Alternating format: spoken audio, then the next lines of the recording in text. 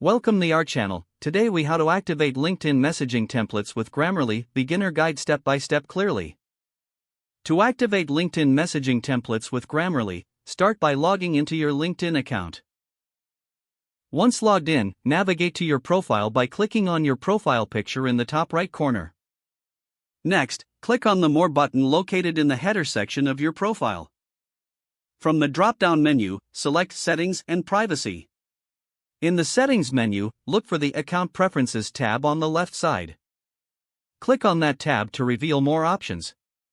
Scroll down until you see the Messaging section. Here, you will find the option to enable messaging templates. Toggle the switch to turn on the Messaging Templates feature. Now, open a conversation or start a new message on LinkedIn.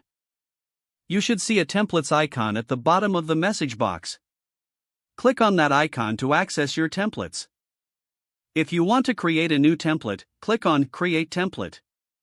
Type out the message you wish to save. Once complete, click Save to store your new messaging template.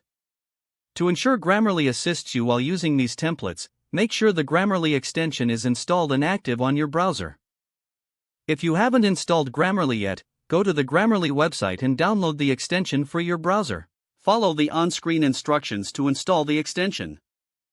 Once installed, sign in to your Grammarly account. Now, return to your LinkedIn messaging area. As you type or select your template, Grammarly will automatically check your text. You will see suggestions for grammar, punctuation, and style improvements.